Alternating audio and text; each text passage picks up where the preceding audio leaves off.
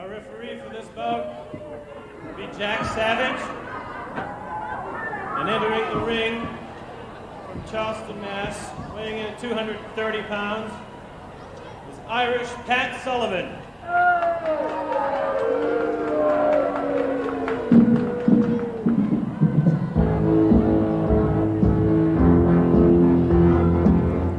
And his opponent, all the way from England, weighing in at 227 pounds, Adrian Street. Well, he's tabbed as the exotic Adrian Street, and I think that's an understatement, Bill. He is certainly colorful, but I'll tell you something. This man has a very far-reaching reputation throughout the entire world of professional wrestling, and that with him is Miss Linda. Oh, well, I didn't see this at my senior prom when I was in high school. Well, would you have taken Miss Linda or the exotic one? Make no mistake. Make no mistake, Steve. This is one tough dude. I mean, the fans showering him with abuse, verbal, and a little bit of popcorn. But make no mistake, this man knows how to handle himself in that squared circle. He is second to none when it comes to the rough and tough. This impression with which he leaves us is in many ways a facade, let me tell you, because his actions in the ring, and I've never really seen him wrestle other than on television. I'm looking forward now to seeing him sitting in this ringside managed spot. His reputation precedes him. He has defeated many of the top professional wrestling competitors worldwide. Well, Irish Pat Sullivan doesn't know what to make of this guy. He's ready to go, but it doesn't look as if Adrian Street has finished his little Prance. Yeah, that's good. Prance is right. Well, this isn't the same Pat Sullivan that won the Heisman Trophy, is it? I don't think so. Okay, but he's got to be from Boston with a name like Pat Sullivan. Patty O'Sullivan. And he carries in his leprechaun master stick, if you will. Look at Adrian Street.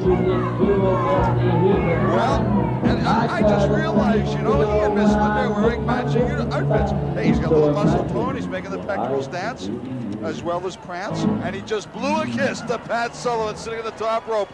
And I don't think Pat appreciated that. Wow. And I'll tell you, I don't know who dresses him. He looks okay, I guess, from maybe head to calf, but look at those boots if you can. I kind of like the hairdo. As Miss Linda takes the rope, is that her purse or his? I'm not sure. Oh, yes, we wouldn't want the exotic one to perspire. Well, listen, wrestling provides it all, and this, let's face it, it's entertainment, and you can't help but be entertained by a man like this. Well, since the days of Gorgeous George and others like him, right now, here is Adrian Street, and again, I'm sure, I haven't seen this fella wrestle, but I guess you've got to be careful because Irish Pat Sullivan, I'm sure, cannot be misled. Don't short sell any opponent inside the wrestling ring. You know, they're all professional competitors, Steve, and when they sign to go in there, they know what they're getting themselves into. And as he prances and dances around the ring, I have a feeling that Pat Sullivan might be misled a little. Prior to the match getting underway, I was just going to say it's going to be your great pleasure to interview the exotic one up in the ring after this match. Maybe you'd send Miss Linda down to sit with me. Well, I'd be willing to trade at any time right now. No, your pleasure. It's your pleasure. All right, here we go. The exotic one dancing around the ring, and Pat Sullivan not quite sure, I guess, what to make out of it. It could be that Pat maybe he's just afraid to lock up in that collar elbow hookup and get too close, you know, chin to chin. Boy, that's true. I don't know whether I'd like to, oh, look at this. He has no choice. Well, what do you call that? A flying sit? Whatever it was effective, putting him to the canvas. And I told you about this guy, Steve. That good forearm smash and stopping now. The inside of the thighs. Oh, no! Look at that move. That has to be awfully painful to Pat Sullivan. Close to a submission hold there. I thought he was going to go for the figure four or Indian deathlock. Going right to work now. Look at this. Step over toe hold, and he rolled. Adrian Street. Well, it's an interesting phenomenon, isn't it? Oh, catapulting Pat Sullivan between the second and top rope as Miss Linda claps approval the other side of the ring and off the ring apron. Down Jumping. now on the hardwood floor. Oh, a hard elbow smash. Just goes once again to prove, Steve, that appearances can in fact be deceiving, does it not? No doubt about that. Irish Pat Sullivan, dazed. Look at this. Well, he missed. He went. That was an attempt at an interesting move. He went to, I guess, flying leg scissors on the arm, stomping the chin of Irish Pat Sullivan.